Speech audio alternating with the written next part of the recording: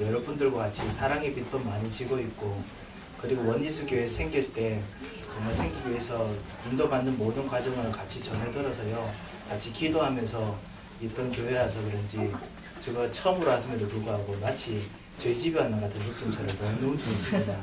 하나님께 예배드린 것도 너무 감사하고요. 그리고 같이 복음 안에서 고백하는 기도와 찬양 속에서 하나님께서 정말 우리를 향해서 이 지역에 역사하시는 복음화의 계획들, 참으로 전도의 역사들이 또 이렇게 또다시 보이는 것 같았어요. 너무너무 좋습니다. 네. 그리고 오늘 말씀을 통해서 같이 이 놀라운 축복을 또 바라보고 또 응답을 또 누리는 시간이 됐으면 합니다. 같이 한번 기도하겠습니다. 전능하신 하나님 아버지, 은혜를 정말 감사를 드립니다. 하나님께서 정말 귀한 복음을 가진 이 원리스 교회에서 하나님께서 참으로 복음 가진, 그리고 복음을 위해서 살 귀중한 전도사들과 함께 예배드리며 오늘도 말씀을 받는 시간을 주셨으니 진심으로 감사드립니다. 하나님, 우리의 기도처럼 생명을 걸고 이 받는 말씀 속에, 그리고 이 말씀 속에서 응답을 누리려고 하는 마음 속에 주님께서 영혼들 속에 성령으로 충만하게 역사하시고 흑암에서를 꺾으시고 약속하신 하나님의 응답들이 이루어지게 하시고 참으로 천사를 파송하셔서 곳곳마다 회복하시는 하나님의 응답이 있게 하셔서 하나님께서 부족한 종 십자가 뒤에 감춰주시고 그리스도께서 생명으로, 능력으로, 응답으로, 그리고 치유로, 그리고 회복으로 현장마다 곳곳에 말씀 응답이 일어나는 곳곳에 임하여 주셔서 하나님, 특별히 정말 지금도 떨어 있지만은 하나에 있는 우리 오미야 목사님에게 주님께서 성령으로 역사하시고 새 힘을 더하시며 하나님께서 선교사로 부르시고 그리고 파송하시며 귀중한 하나님 계획도 이루시고자 하는 귀중한 뜻을 주님께서 보이셨사오니 원리스 교회를 통해서 참으로 말씀의 응답, 전도의 응답, 랩런트의 응답들이 증거로서 모델로서 일어나게 하여 주옵소서. 예수 그리스도의 이름으로 기도합니다.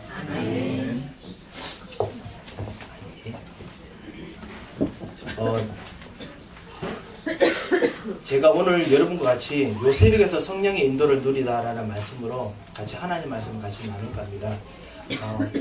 제가 약간 좀 칠판을 좀 쓰면서 제가 좀 다른 분들하고 좀 설교하는 방법이 약간 좀 다를 것 같습니다. 왜냐하면 그래도 나름대로 아무래도 저의 사명은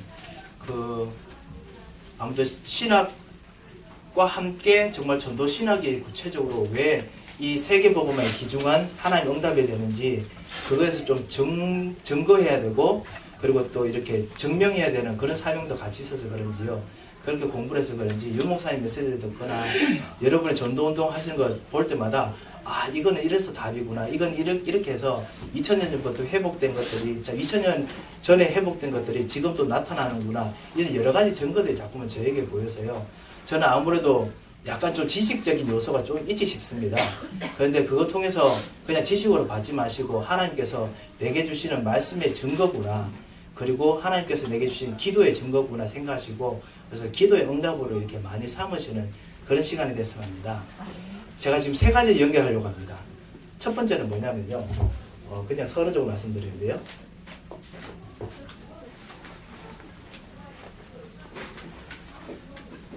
성령의 인도에 대해서 일단 여러분과 같이 공감하는 부분을 먼저 이야기하려고 합니다.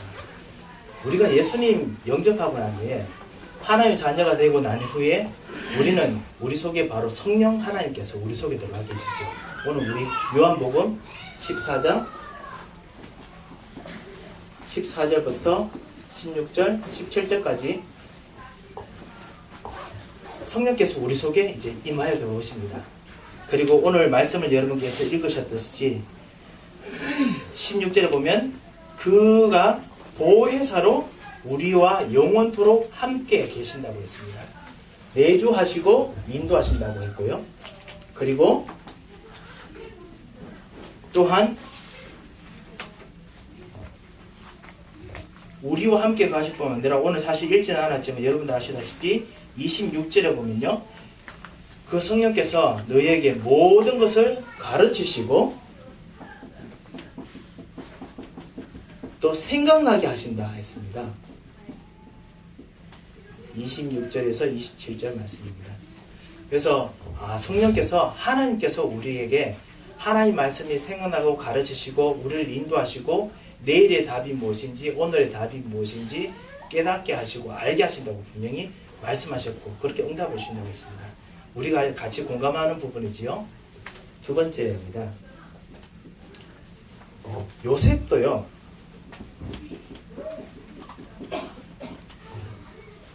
요셉이 노예로 팔려갈 때, 요셉이 노예에서 일하다가 억울한 누명으로 감옥에 들어갔을 때 요셉은 불평하지 않았습니다.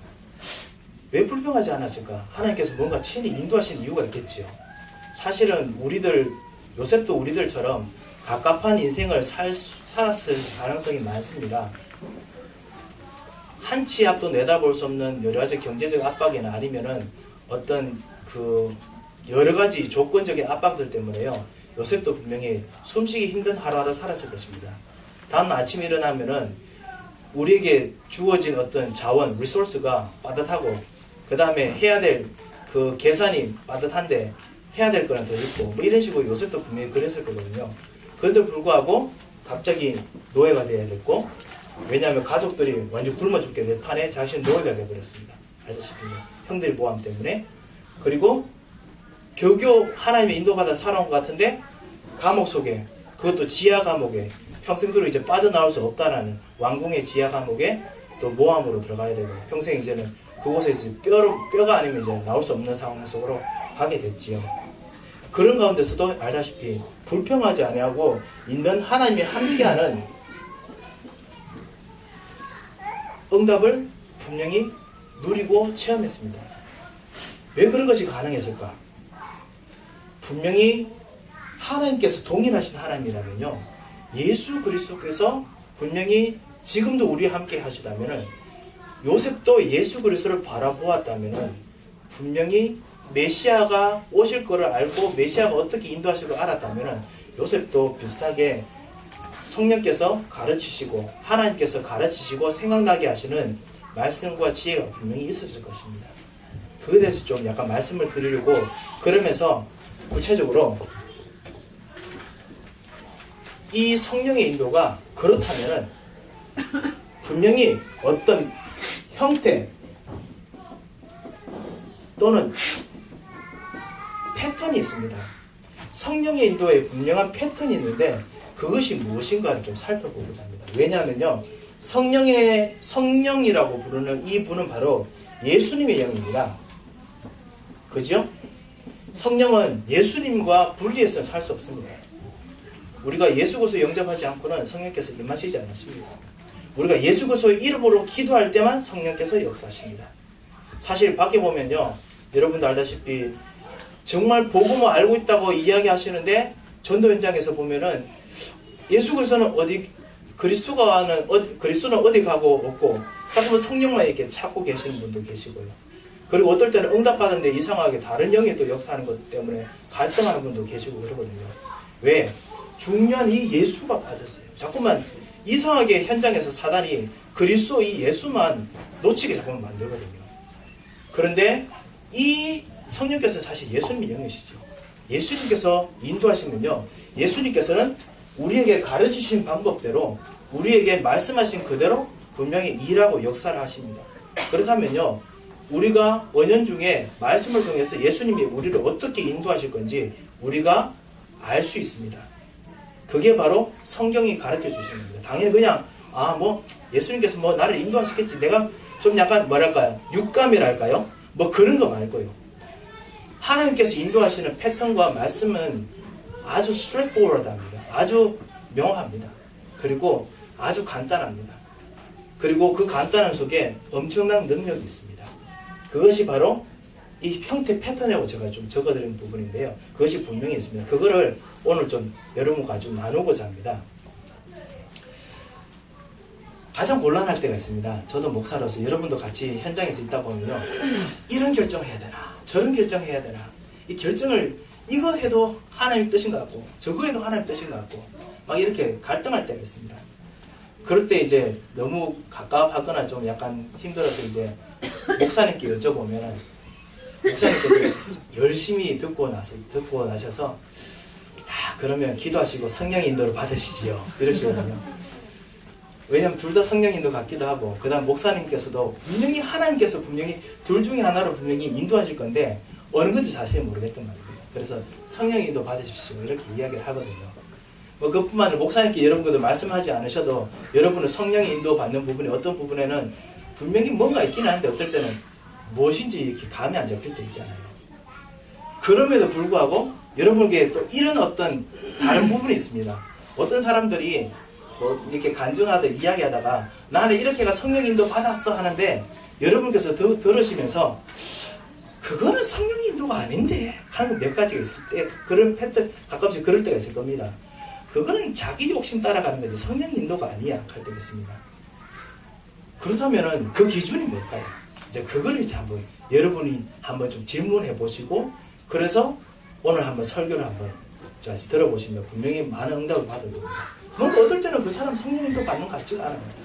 그런데도 불구하고 성령 인도가 뭐냐면은 말씀을 통해서 주시는 오늘의 말씀 통해 주시는 하나님의 계획인데 그게 어떨 때는 너무 다양스럽고 다양하고 너무 어떨 때는 모호할 때도 있단 말입니다. 도대체 왜 그럴까? 예수님께서는 모호하게 막 우리를 인도하시는 그런 분일까? 분명히 그게 아니라면 그게 무엇일까? 자, 이 이야기를 좀 하려고 합니다. 그 전에 하나만 좀 더 하고 가겠습니다. 우리 오 목사님께서 이제 선교사로 파송받으시고 그리고 원리스 교회에서 이제 중요한 또 선교 응답들을 많이 또 받을 귀중한 이제 단계 속에 시간표 속에 이제 들어와 있습니다. 거기서 이번에 선교대회 때 여러분께서도 같이 또 말씀을 통해서 들으셨겠지만 절대 불가능한 현실이 우리 현장에 놓여 있습니다. 절대 불가능한 현실은 절대 가능한 응답들을 바라볼 가지고 있는 절대 가능한 해답을 가지고 있는 사람만이 열 수 있습니다. 특별히 우리 이 뉴저지 현장 절대 불가능한 조건들이 참으로 많습니다. 전도가 안 되게 만드는, 복음화가 안 되게 만드는, 렘넌트 운동이 안 일어나게 만드는, 그리고 우리 목사들에게도 뭔가 같이 전도 운동하게 하기에 어떨 때는 힘들게 만드는 여러분 같은 집사님들, 장로님들, 권사님 같은 분들에게 정말 복음 전도 운동하는 곳에 약간 힘들게 만드는 절대 불가능하게 만드는 현실들이 존재합니다. 그것 때문에 전도 운동이 안 일어나도록 내 삶 속에서 기도 응답이 안 일어나도록 만듭니다. 하지만은 하나님께서 우리를 부르신 이유는요, 거기서 거의 살다가 죽도록 만드신 게 아니라 거기서 절대 가능한 응답을 쉽게 말하면 게임 체인저로 부르죠. 게임 체인저로 부르죠. 판세를 뒤집을 수 있는 중요한 어느 판을 탁 뒤집는 그 시간표에 우리를 부르시기 위해서 하나님께서 우리를 부르셨습니다. 그 시간, 그 현장, 그 타이밍에 그 응답을 누리도록 하나님께서 우리에게 말씀을 주시고 우리를 하여금 계속 훈련받게 하고 계십니다. 그것이 바로 이 선교의 응답들인데요. 이 응답의 시간표에 맞춰서 오늘 좀 말씀을 좀 보았으면 합니다. 왜냐하면요, 모든 전도자들이 바로 이런 절대 가능한 응답들을 받기 위해서 분을 받았기 때문에 그렇습니다.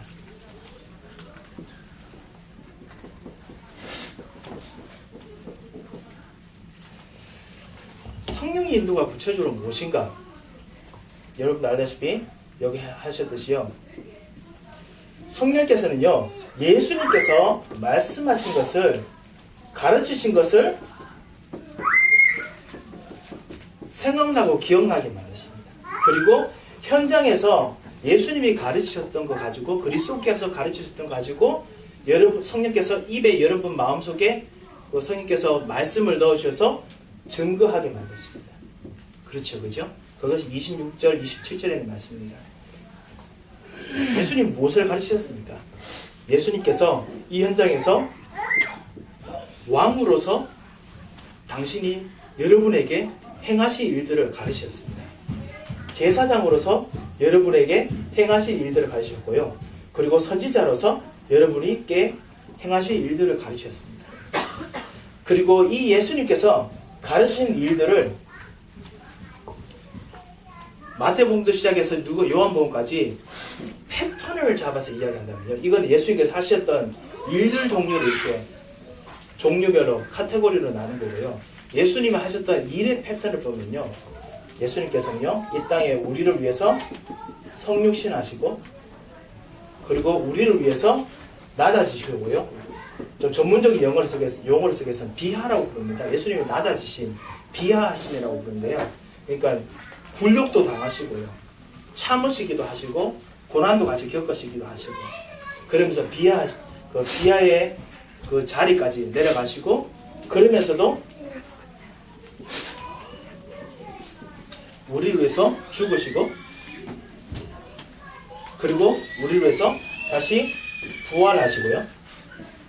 그리고 우리를 위해서 승천하셨습니다. 예수님께서 우리를 위해서 왕으로서 성육신하시고, 왕으로서 우리를 위해서 낮아지시고, 우리를 위해서 죽으시고, 왕으로서 우리를 위해서 부활하시고, 왕으로서 우리를 위해서 승천하시고요. 또 계속 반복됩니다. 제사장으로서 우리를 위해서 우리 속에 들어오시고, 그래서 우리 죄를 사하시고, 우리의 연약함들 치유하시고, 우리에게 역사하시고, 우리를 위해서 직접 낮아지시고, 우리의 고통을 직접 다 감수하시고, 그리고 우리의 모든 짐들을 실제로 다 받으시고, 그래서 우리에게 새로운 짐들, 그러니까 새로운 진짜 그 요크라고 부르죠. 중요한 사명들을 우리에게 주시고, 그리고 우리를 위해서 우리의 모든 저주를 가지고 십자가에서 죽으시고, 그리고 우리를 위해서 부활하시고, 고온 알겠습니다. 아시겠죠? 그죠? 자, 하셨습니다. 이 예수님께서요, 오늘 요한복음 14장 16절에 보면은, 내가 아버지께 구하겠으니 그가 또 다른 보혜사를 너에게 주사 영원토록 너희와 함께 하실 것이요. 17절을 보면, 그는 진리의 영이라 세상은 능히 그를 받지도 못하나니 알지도 못하느니라, 이렇게 해놓고, 그가 너희와 함께 거하시며 너희 속에 계시겠습니다. 이 예수님께서 하시고, 예수님께서 하시는 그 패턴을 가지고 예수님께서 일을 하시는데요. 그 일을 어디서 하시느냐? 너희 속에, 우리 속에요. 예, 물론 우리 영혼 속에, 우리 마음 속에, 우리 생각 속에, 그죠? 이 맛입니다. 그런데 또 너희 속이란 말이 또 하나 더 있습니다. 뭐냐면요, 우리가 알다시피요, 우리 삶 속에, 뭐 영어로 하면 좀 이렇게 하면 좀 더 편할까요? 라이프 스타일 속에, 여러분의 모든 생활, 모든 것 속에 예수님께서 그렇게 일을 하시고 움직이신다는 뜻입니다. 성육신을 하시고, 비하하시고, 죽으시고, 부활하시고, 승천하시고, 그 일을 여러분을 통해서 하십니다. 그 일들을 진행하시고요. 자, 요셉 이야기를 해야 되는데요. 자, 이 정도만 제가 좀 지우겠습니다. 좀 이러면 어차피 다 하실 거라고 믿습니다.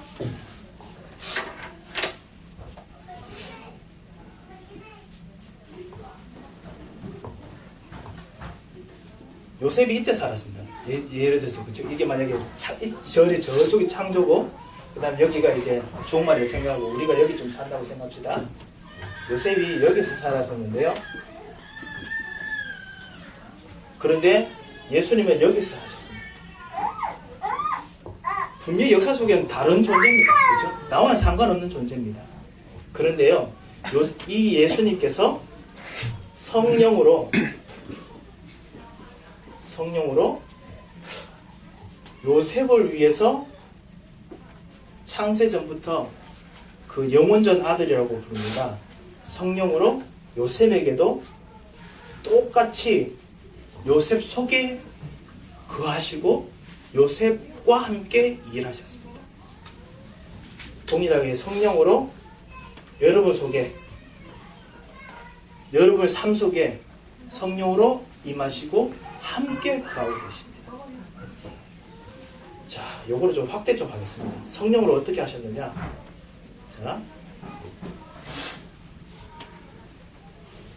자, 이거는 예수님.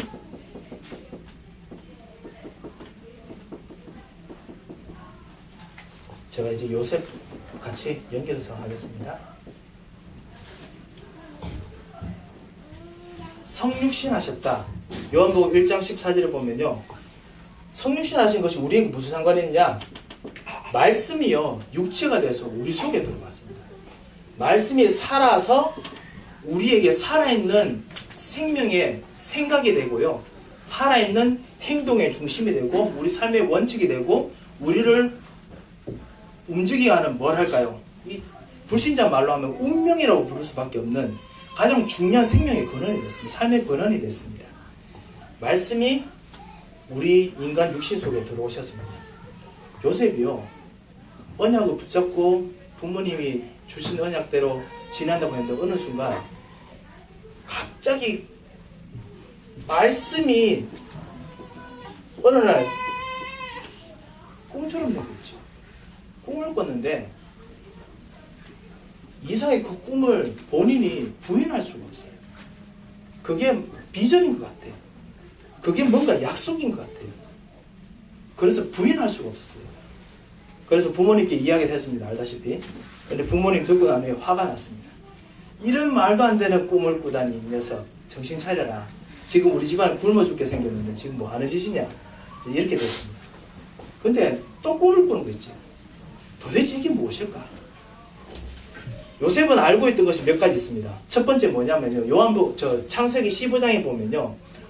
자신의 할아버지 아브라함이 제사를 지내고 하나님과 언약의 제사를 지낼 때 그때 제사 지내고 난 후에 하나님께서 아브라함에게 약속하신 것이 있습니다. 사실 예언이 있었습니다. 뭐냐면은 너의 후손들은 이집트로 가서 400년 동안 종노릇 하다가 거기서 빠져나올 것이다.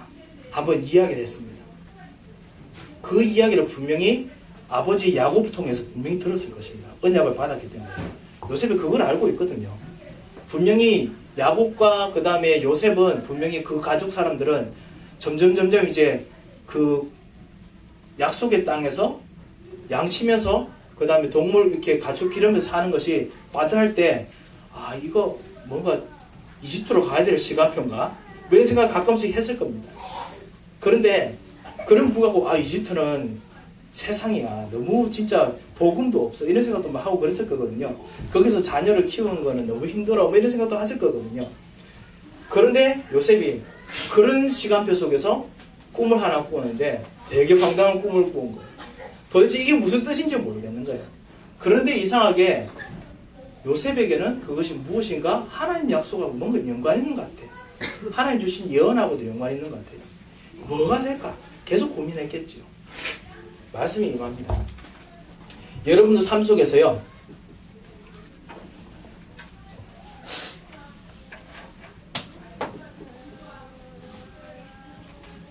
어느 시간표에 어떤 현장이든지요. 어떤 상황 속에서 어떤 패턴 속에서요. 일단 영적으로 아니면 뭐 육신적으로 아니면 어떤 케이스마다 하나님의 말씀이 언약으로 확 다가올 때가 있습니다. 그 시간표가 바로 말씀이 여러분 속에 육신처럼요 확 들어올 때입니다. 그 언약의 시간표가 임하면요 성령의 인도처럼요 패턴을 가지고 움직입니다. 그러면 여러분께서 하나님께서 나를 어떻게 인도하시겠구나, 말씀대로 어떻게 인도하시겠구나 짐작을 할 수 있습니다. 그러니까 우리는 그냥 모호하게 짐작받는 게 아니고요, 모호하게 그냥 인도받는 게 아니고 분명한 어떤 하나님 길이 완전히 이거다는 아니지만요 방향이 있습니다. 그쪽으로 가고 있는 게 있습니다. 여러분 속에 언약을 받은 것이 분명히 있을 것입니다. 그걸 통해서 하나님께서 시작을 하십니다. 그게 이제 성령께서 역사하시는 거예요. 예수님께서 우리를 위해서 낮아지시고 어떨 때는 우리와 함께 고난받으시고 그리고 어떨 때는 우리와 함께 인내하시기도 하십니다. 예수님께서 그냥 흑암에서 확 끄트리고 그냥 완전 다 부숴버리고 그냥 확 그냥 당장에 끝내버렸으면 좋겠는데 예수님은 안 그러세요. 우리를 위해서 참고 기다리십니다.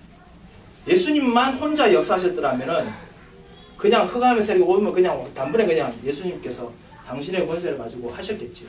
그런데 우리를 위해서, 연약한 우리를 위해서 가끔씩 우리가 예수님 배반 때리는 거 알고 어떨 때는 언약의 약속 붙잡고 응답의 시간표가 왔는데도 우리가 멍 때리고 아무것도 안 하고 놓칠 때를 알기 때문에 예수님께서 우리를 위해서 일부러 인내하셨습니다.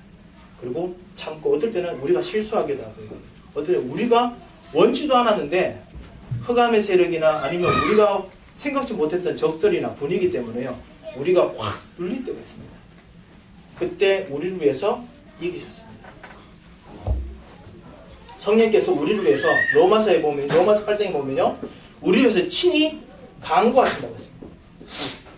우리를 위해서 기도하시고, 우리를 위해서 중보하시고, 기도하시고, 역사하십니다. 기도할 때마다 성령으로 역사하십니다. 기도할 때마다 천사를 파송하십니다. 그러면서 우리를 위해서 계속 인내 가운데서 이 3절 속에 계속 지내셨습니다. 요셉이요, 갑자기 노예가 되었습니다. 그래도 아버지 밑에 있을 때는 괜찮게 살았는데 갑자기 노예가 됐습니다. 그렇죠? 노예로 해서 하나님의 응답을 받아서 그래도 형통하게 지내는데 갑자기 또 인내해야 될 시간표, 또 한 번 더 인내해야 될 시간표가 또 왔습니다. 갑자기 감옥 속에 들어가야 됐습니다. 거기서 죽은 듯이, 쥐 죽은 듯이 살아야 됐습니다. 거기서 지내는 것이 분명히 진짜 죽을 맛이었겠죠. 힘들었겠죠. 그런데 아시다시피 그때도 여호와께서 요셉과 함께 하셔. 죄송합니다. 39장이죠.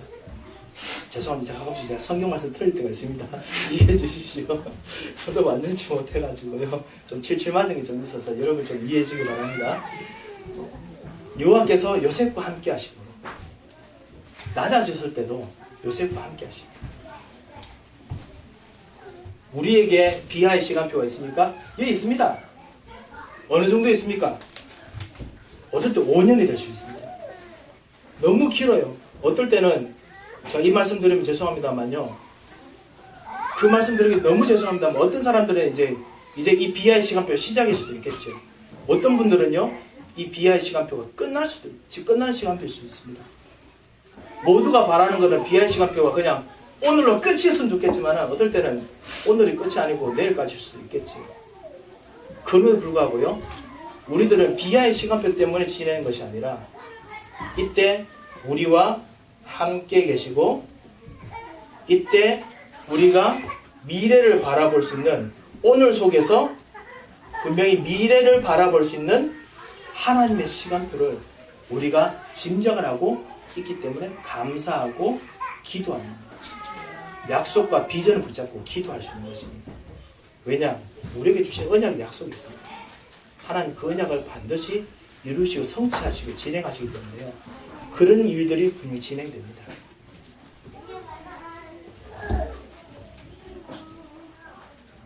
이 흑암의 세력이 가만히 안 놔둡니다. 어떨 때는 우리를 낮추는데요, 어떨 때는 진짜 끝까지 몰고 갑니다. 예수님께서요, 우리를 위해서 죽으셨습니다. 죽음은 어떨 때는 엄청난 수치를 동반합니다. 예수님의 죽음은 특별히 엄청난 수치였습니다. 일부러 그리 적절히 만들었죠. 죽음은 엄청난 저주와 엄청난 재난을 몰고 옵니다.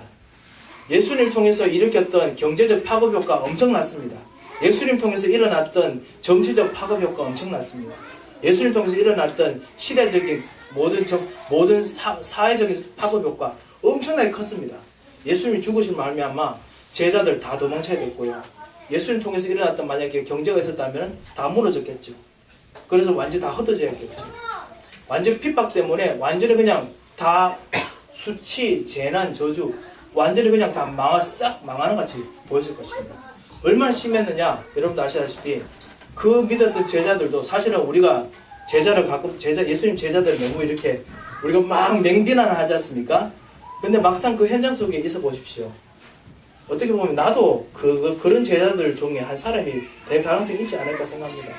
그토록 잘 돼가던 모든 것들이 하루아침에 완전히 그냥 다 죄가 되고 하루아침에 다 수치가 되게 되기 때문에, 엠마오로 갈 때 제자들이 엠마오로 가는 길에서 예수님도 못 알아보고 서로서로 한숨을 쉬면서 숨어서 서로 밥 나눠 먹으면서 이제 앞으로 우리가 뭐 먹고 살까 고민해야 될 만큼 완전히 그냥 무너지는 상황 속으로 갈 때가 있었습니다.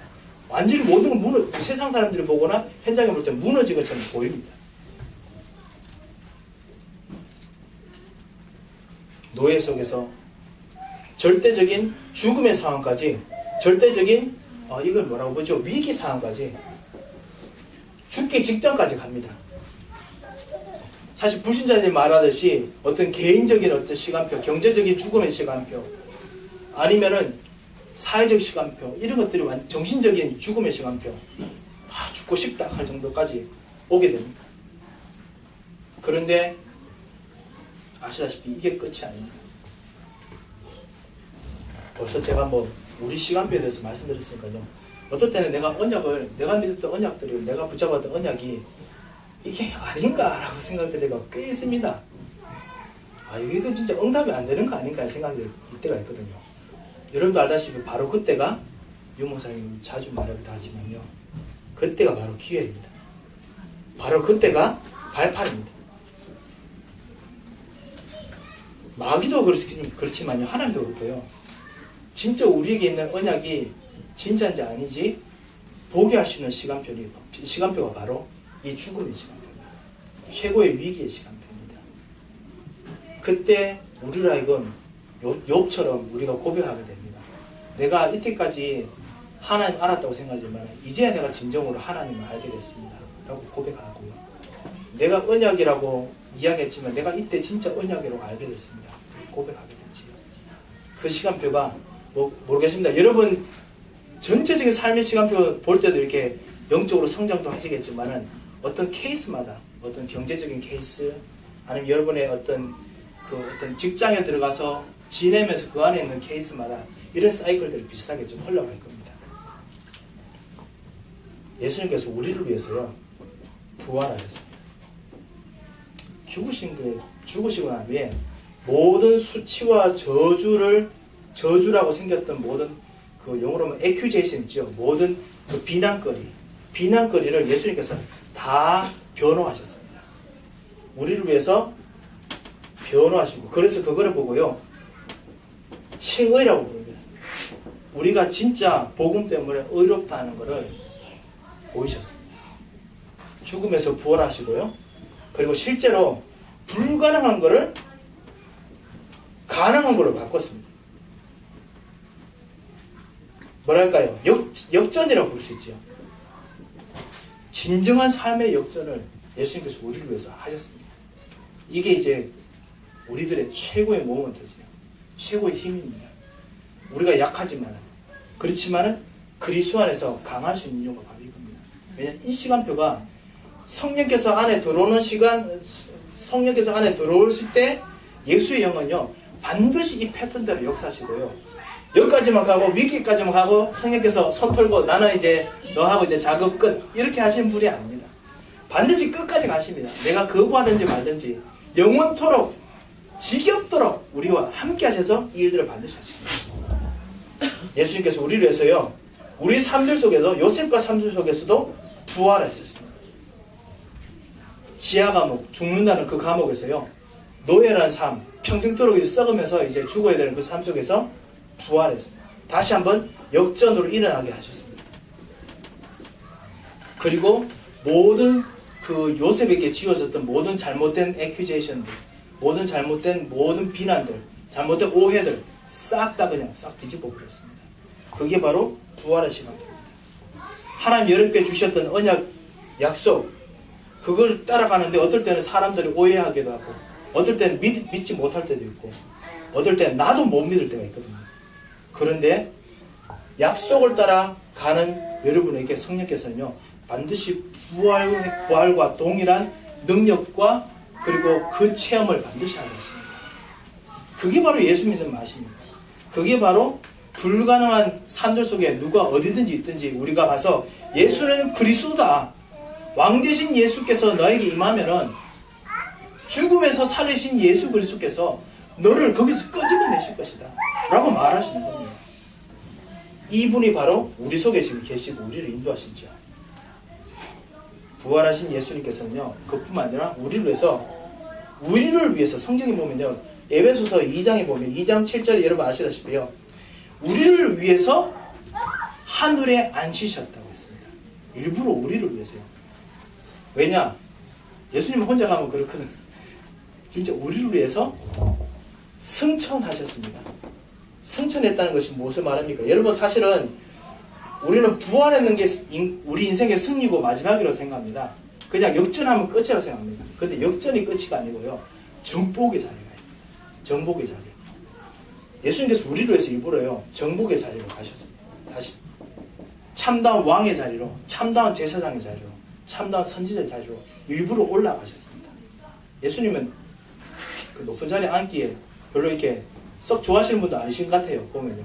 우리를 위해서 같이 비화하시고 힘드시고 하셔서 우리와 같이 계시는 거 원하심에도 불구하고 일부러 우리를 위해서 서밋의 자리로 올라가셨습니다.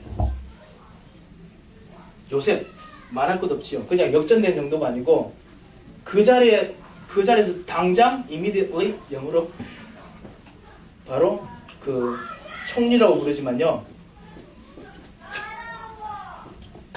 뭐랄까 지금으로 말한다면요. 뭐 보통 우리가 FEMA라고 보통 부르는 거 있지요. 미국이나 전 세계 갑자기 재앙이 들이닥치면요. 대통령이 힘을 못 쓸 때 그때 대통령보다 더 힘을 발하는 사람이 있습니다. 알죠? 그 위급 없이 움직여야 되는 그런 스텝들이요. 어떨 때 대통령보다 더 힘이 생겨야 됩니다. 위급 상황이면요. 여러분 알다시피 요셉이 바로 그런 사람이었습니다. 위급 시이기 때문에요. 애굽의 그 엄청난 파로도요. 손을 못 대는 상황이었어요. 그 상황에 요셉만이 그 일을 할 수 있는 상황에 서밋의 자리에 올라가야 되죠. 여러분 현장 속에서도 반드시 이런 예수님의 성찬과 동일한 어떤 그 정복의 자리, 서밋의 자리에 분명히 하나님께서 인도하시게 됩니다. 전도 현장도 마찬가지고요. 주변의 사람들이 도저히 이제는 자기 힘으로 해결하지 못하기 때문에 이제는 뭔가 다른 손을 빌려야 돼요. 다른 손을 빌려야 되는데 다른 놈들을 믿을 수가 없어.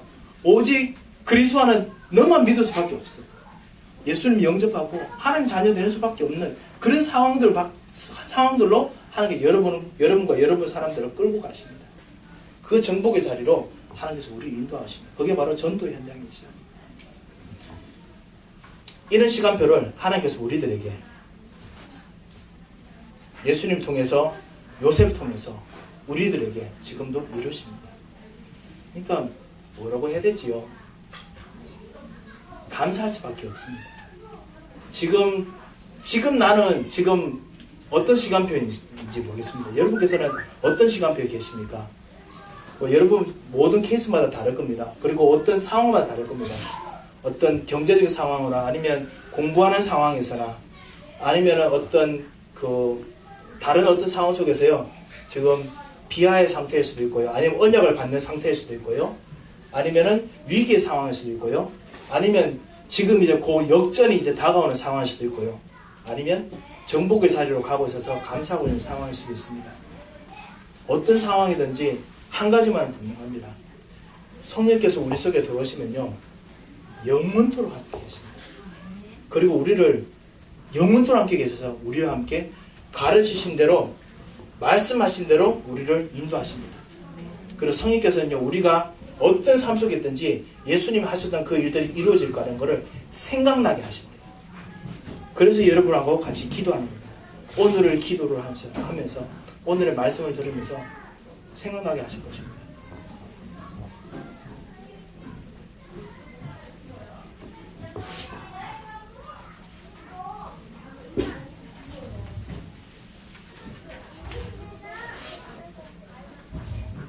제가 다 했는 것 같습니다.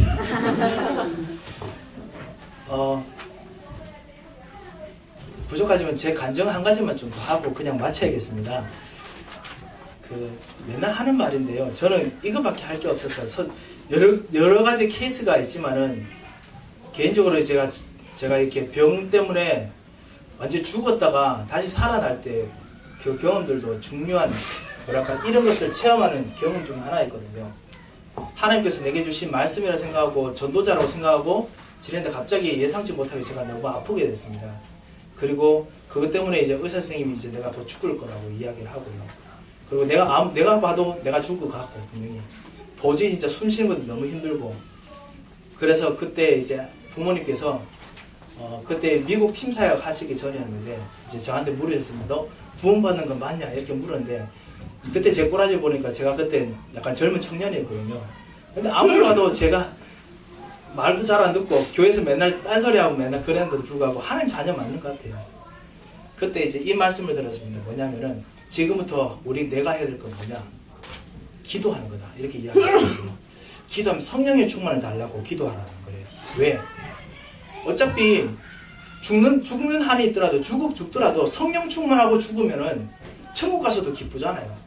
그리고 어차피 죽는데 지금 뭘 놓고 기도하겠습니까? 기도할 때 딴 거 기도할 것도 없는데 여러분도 편찮으시면 여러분 알다시피 편찮으면 아름다운 말 이 필요 없습니다. 알다시피 아름다운 음악 틀어줘도 시끄럽고 귀찮아요. 사실 유목사님 말씀도 가끔씩 그때는 힘들고 듣기도 힘들어요. 사실은 죄송합니다. 그때는 오직 진짜 단순한 기도가 진짜 오직 나오더라고요. 예수 그리스도, 예수는 그리스도. 주님 나에게 성령 충만해 주십시오. 그러면서 또 한 가지, 만약에 그렇게 성령 충만 달라고 한 동안에 성령께서 역사해서 나를 회복하시고 치유하시고 역사 일어날 수도 있고, 아니면 하나님의 계획 때문에 천국 갈 수도 있고, 어느 건지 상관없다는 거예요. 성령 충만하고 기도하라는 거예요. 그래서 열심히 성령 충만하고 이제 기도했습니다. 나도 맞는 것 같고요. 하나님 내게 성령으로 진짜 임하시고 역사하셔서 결국은 이제 제가 이렇게 살아났으니까 분명히 죽었다 살아난 걸 경험했지요. 그런데 개인적으로는 되게 아프더라고요. 그래도 성령께서 내게 역사하시는 데 불구하고 항상 감사할 줄 알았는데 어떨 때 아프고 짜증내고 이제 사실 자녀로서 부모님께 몹쓸 말도 많이 하고 병상에서 그러기도 했는데요. 지나고 나니까 제가 한 가지 알았던 게 뭐냐면 제가 이 상황 속에서도 알았습니다. 난 몰랐는데요. 내게 약속을 주시고 성령이 충만하고 기도하는데 나로 하여금 나의 고통 속에서 나와 함께 계시고 성령 충만하고 같이 기도하는 중에 성령께서 내 속에 어떻게 역사하시는지 내가 체험도 하고 경험도 하고 그러면서 사실은 정말 정신을 잃고 코마로 일주일, 2주일 동안 지내면서 아무것도 모르고 지내면 삶 속에 불구하고 살아가고 그리고 그 속에서 사실 여러분 나름대로 다 전도하는 스토리가 다 있는 걸로 제가 알고 있습니다만 저에게도 개인적으로 병 때문에 힘들다면 저는 한 가지 진짜 할 말이 있거든요. 아프신 분들하고는 제가 잘 맞습니다. 할 말이 있어요. 저는. 왜냐 하나님께서 하시는 일들이 있습니다. 그런 것들이 제게도 있었습니다. 제가 이렇게 해서 제만 유일한 케이스다. 저는 그런 말 하는 거 아닙니다. 분명히 여러분 모두에게 그런 케이스와 그런 시간표가 분명히 있을 것입니다. 그리고 지금 그런 케이스를 하나님께서 지금 진행 중이실 것입니다. 왜? 하나님께서 우리에게 주신 구원이라는 게 헛된 것이 아니고 작은 것이 아니거든요. 엄청난 겁니다. 불가능한 삶들을 죽음에서 다시 가능한 걸로 바꾸시는 하나님의 역사. 그리고 그것이 이 22세기의 이 뉴저지 현장에서 보이게 하시는 하나님의 역사 속에 그 시간표에 우리가 지금 들어가 있는 것입니다. 자, 이 응답들을 이번 한 주간 우리가 같이 기도하고 누려야겠습니다. 하나님 정말 나와 함께 동행하시고 나와 함께 살리시고 그리고 성천하셨던 이 놀라운 성령의 역사와 성령의 인도를 누리게 하소서. 그리고 혹시나 이거를 누리지 못하게 허감의 세력이 있으면 정말 그리스도의 힘으로 꺾으시고 그리고 참 왕, 참 제사장, 참 선지자께서 여러분 삶들 속에 역사하시도록 그리고 응답이 일어나도록 기도하셨으면 합니다. 반드시 하나님께서는 역사하시고 그리고 반드시 증거의 자유 속에 임하게 하실 것입니다. 기도하겠습니다. 살아계신 하나님 아버지 은혜를 정말 감사드립니다. 우리를 죽었다가 다시 살리게 하신 주님, 복음을 받고 언약을 받고 그리고 이 현장에 대한 전도의 제목과 전도의 계획들을 발견하고 보게 하신 하나님 정말 감사를 드립니다. 그리스도와 함께 이 놀라운 성령의 인도의 축복의 상태로 우리가 들어가기를 원하오니 이번 일주일 동안에 기도 속에 역사하시며 이번 일주일 동안에 말씀에 거하는 삶들 속에 역사하여 주시옵소서. 하나님 우리가 지금 어떤 현장에 있는지 주님께서도 잘 아시오니 주님 우리의 생각을 열어주시고 우리 눈을 열어주시며 약속하신 하나님 말씀이 성취되는 것을 보고 기뻐하며 샘을 얻을 수 있도록 우리 모든 부분에 새 은혜를 부어주시옵소서. 하나님 우리 특별히 렘넌트들이 이 성령에 받는 놀라운 축복들이 무엇인지 발견하고 보고 깨닫도록 주님께서 더더욱 은혜를 주셔서 이들을 통해서 참다운 전도운동과 그리고 참다운 새로운 가능의 현장이 무엇인지 보일 수 있도록 주님이 인도하여 주셔서 하나님 이 원리스 교회 모든 성도들에게 역사하실 것을 참으로 감사를 드리며 예수 그리스도 이름으로 기도합니다. 아멘.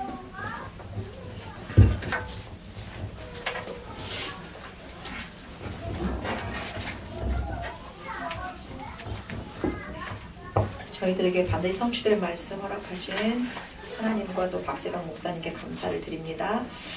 저희들 285장 드리면서 준비하신 헌금하도록 하겠습니다.